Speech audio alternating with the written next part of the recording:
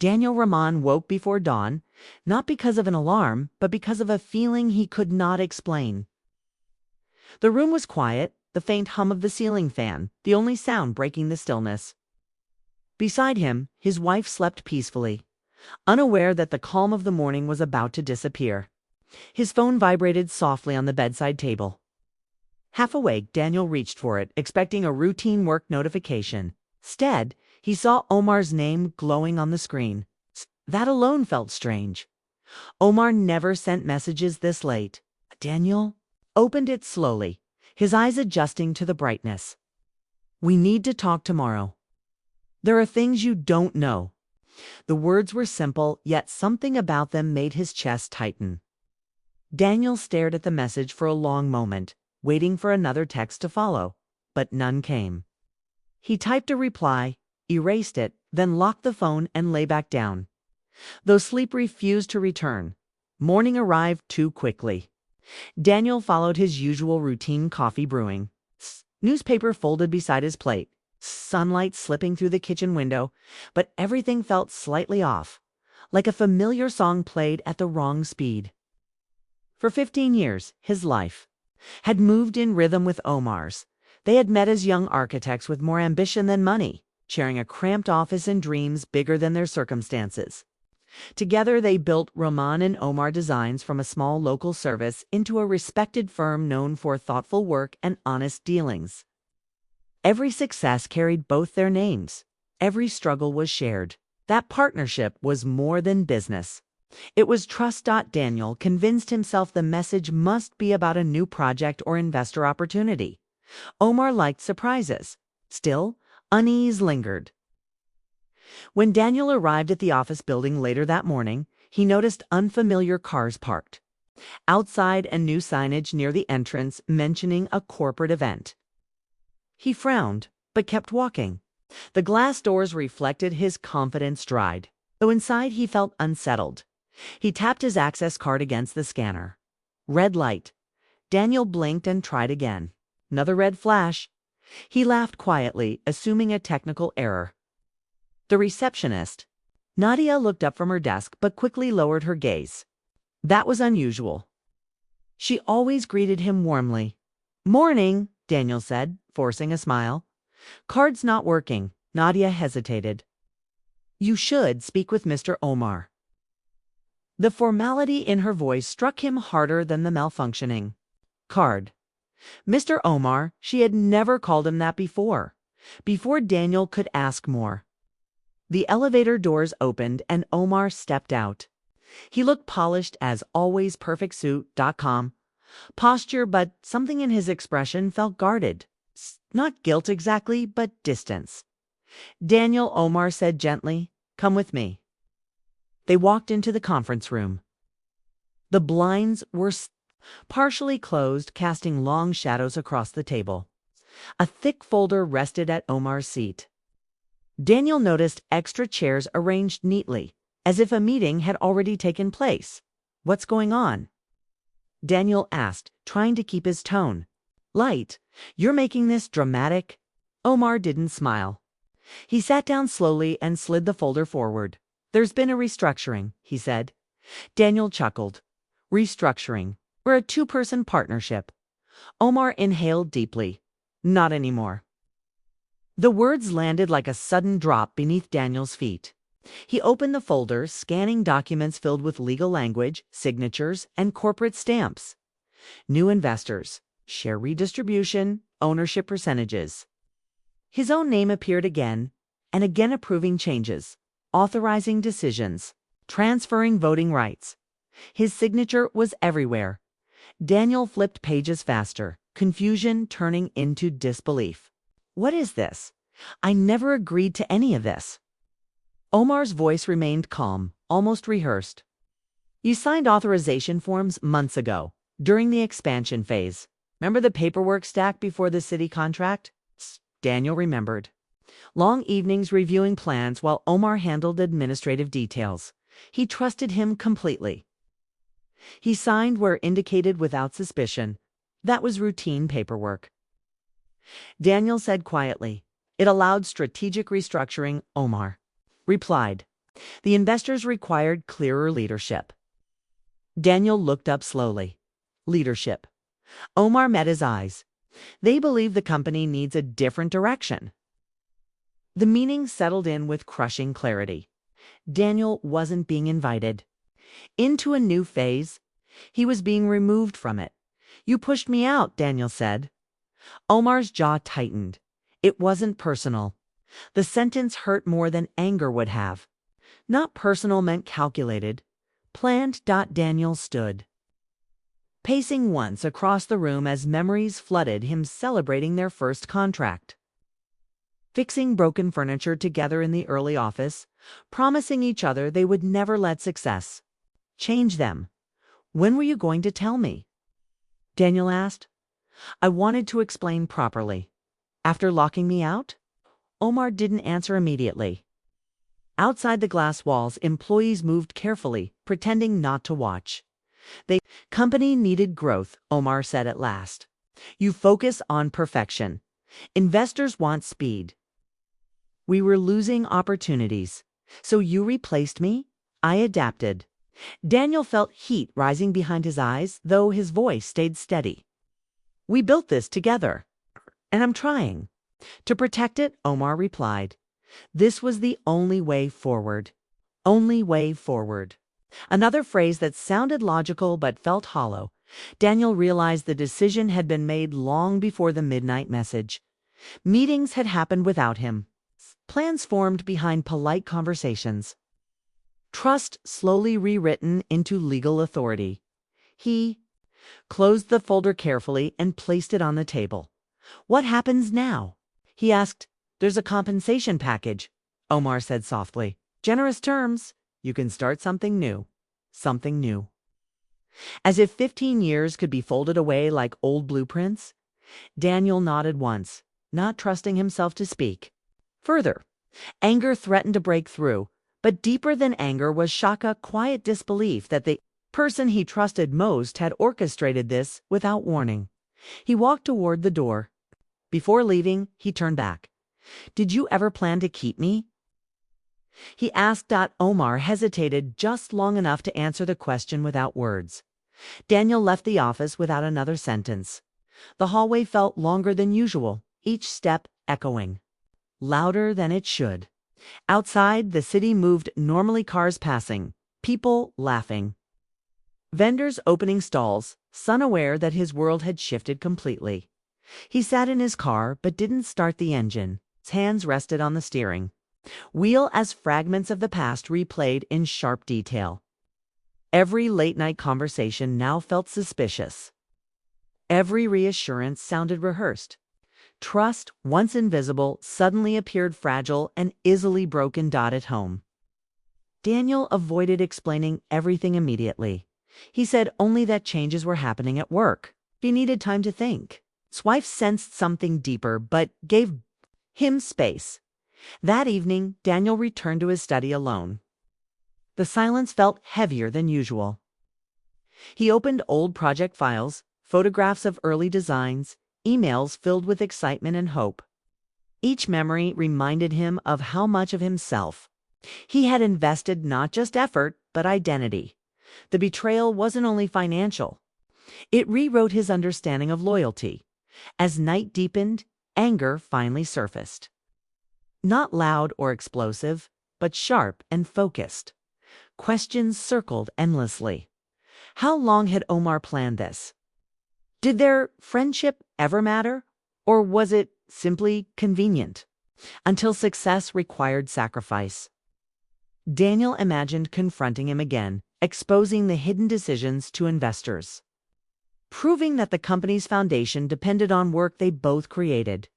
For the first time, he wondered how easily the same legal system used against him could be used in return. The thought startled him. He had never considered revenge before. Conflict was something he avoided, preferring solutions over confrontation. Yet now the idea appeared naturally, almost logically. Balance. Demanded correction. Demanded acknowledgement. Outside, the city lights flickered through the window as midnight approached again. Daniel sat quietly, staring at the same phone. that had delivered the message, changing everything. He reread it once more. There are things you don't know. He finally understood what Omar meant. The message wasn't a warning, was a confession delivered too late. Daniel leaned back, exhaustion settling over him. But beneath it grew something. Knew a determination shaped by betrayal. Trust had defined his past. Now uncertainty defined his future as sleep slowly claimed him. One thought remained clear and unshakable. The story between him and Omar was not finished. The days after Daniel left the company moved strangely. At first, everything felt slow, like the world had lowered its volume while his thoughts became louder.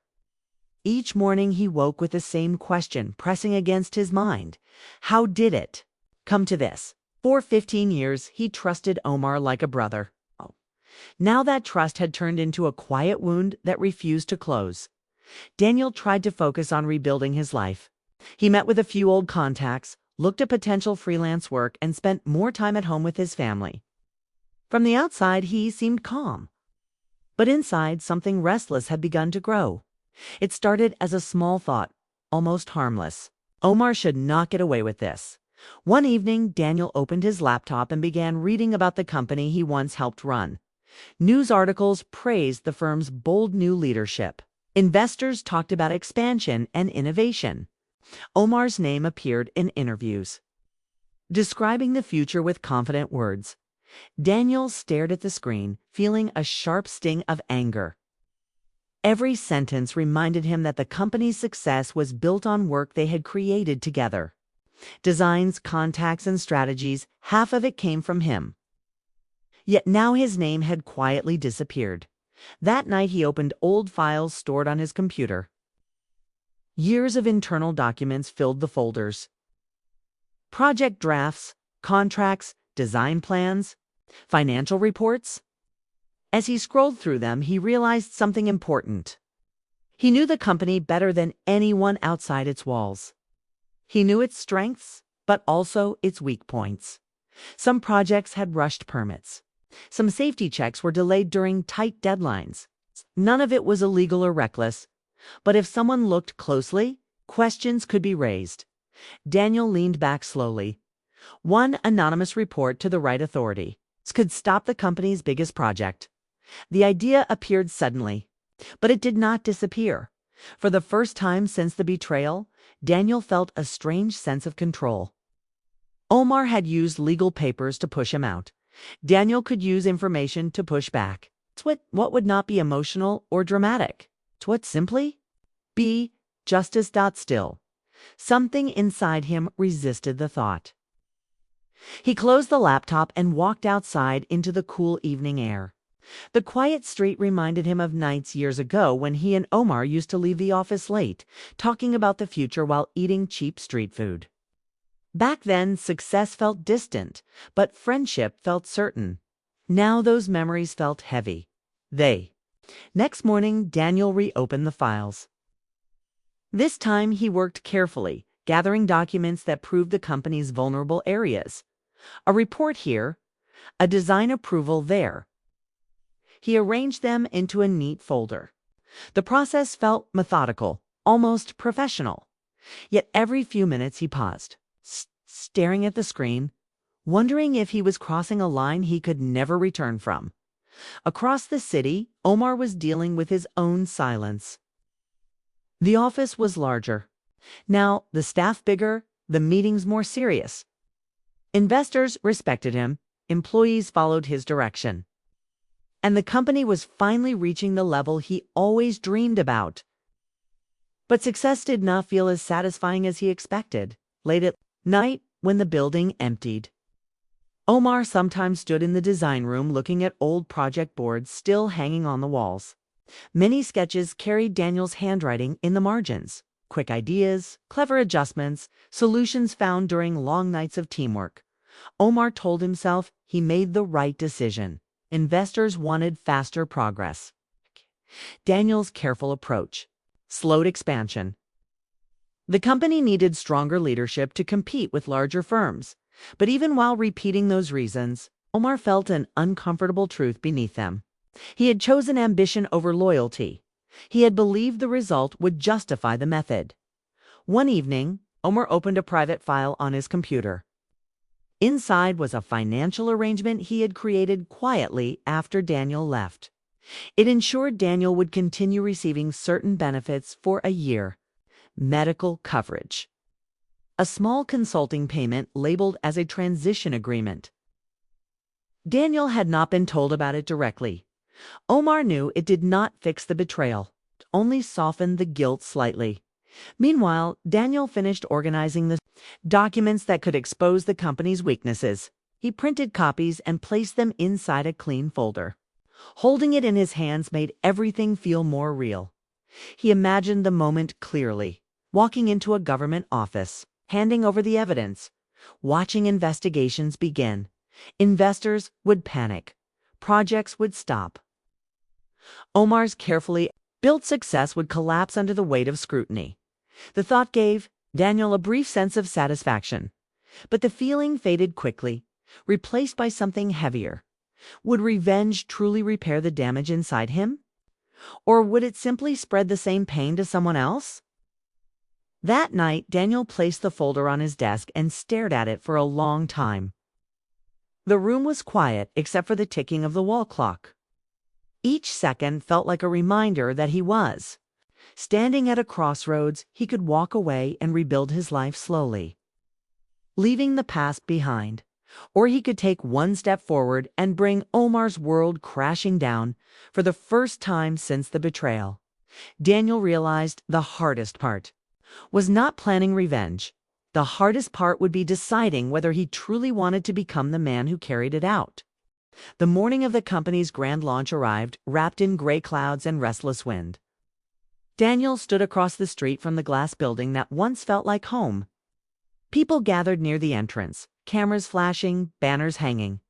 Proudly with the company's name shining above the doors, employees moved quickly, welcoming guests, smiling for photographs. From a distance, everything looked perfect. Success had a polished surface, hiding the cracks beneath Dot. Daniel held a slim folder under his arm. Inside were the documents he had prepared, the same papers that could stop the celebration before it truly began. One visit to the regulatory office 2 blocks away would be enough. Investigators would ask questions. Projects would pause. Investors would panic. Omar's carefully built future would shake overnight. The weight of the folder felt heavier than paper should.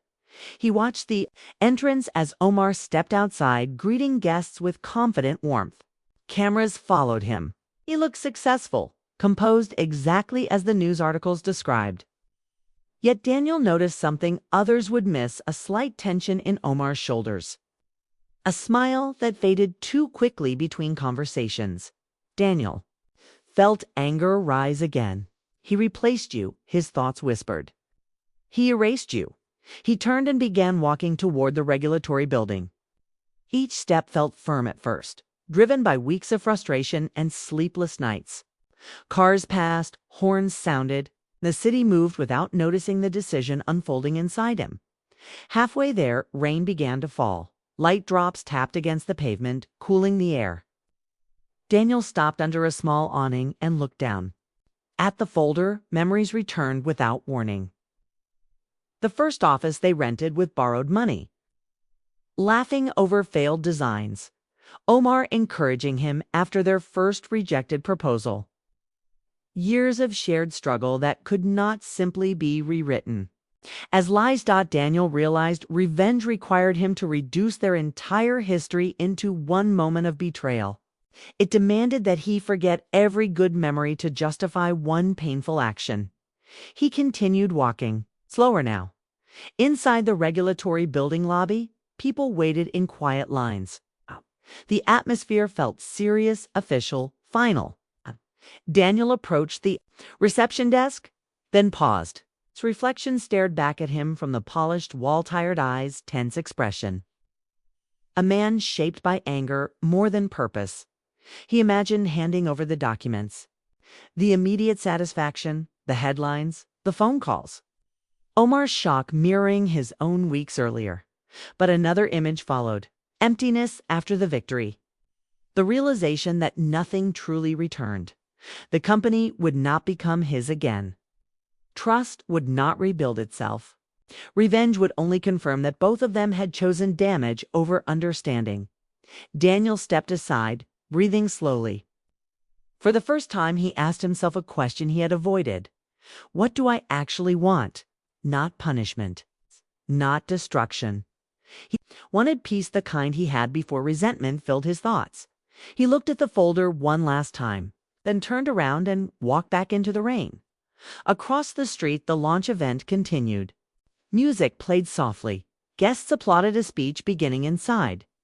Daniel approached the entrance hesitantly. A few former employees noticed him and exchanged surprised glances, but said nothing.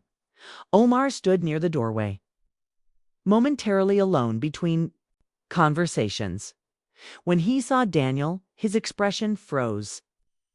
Shock mixed with uncertainty. For a few seconds, neither man spoke. I didn't expect you here, Omar said quietly. Daniel nodded. I almost didn't come. Rainwater dripped from his jacket as he held out the folder. Omar accepted it cautiously. What is this? He asked. Problems you should fix, Daniel replied. Before someone else finds them? Omar opened the folder, slightly recognition flashing across his face. Confusion followed. You could have used this against me. I know. Why didn't you? Daniel searched for the right words, but found only honesty. Because I realized ruining you wouldn't repair me. Silence settled between them. The noise of the event faded into the background. Omar's voice lowered. I thought success would make everything right. I told myself the decision was necessary, but losing your trust, it hasn't felt like winning. Daniel studied him carefully. For the first time since the betrayal, he saw not an enemy, but a flawed person who made a choice driven by fear and ambition. You hurt me, Daniel said simply. I know, Omar replied, his voice unsteady. And I don't expect forgiveness. Daniel nodded. You might not get it. Not today. But I don't want to carry this anger anymore. He turned to leave, feeling lighter with each step away from the entrance. The rain had stopped, leaving the air fresh and clear. Behind him, the celebration continued, but it no longer felt connected to his future. Weeks passed. Daniel began building a smaller firm from scratch. The progress was slow, sometimes frustrating, yet deeply satisfying. Every decision belonged to him. Every success felt honest. Occasionally, he wondered what would have happened if he had chosen revenge. The thought appeared less often over time, replaced by quiet acceptance. One evening, while reviewing new designs in his modest office, Daniel realized something unexpected. The betrayal had changed him, but not in the way he once feared. Instead of making him bitter, it forced him to define who he wanted to become. Revenge promised closure, but demanded a piece of his character in return. Walking away had not erased the pain. Yet it allowed healing to begin. He understood then that justice and revenge were not the same. One seeks balance. The other spreads hurt endlessly. As the sun set outside his window, Daniel felt a calm certainty. The greatest victory was not proving someone wrong or watching them fall. It was choosing a future untouched by resentment. And in that quiet realization, he finally felt free.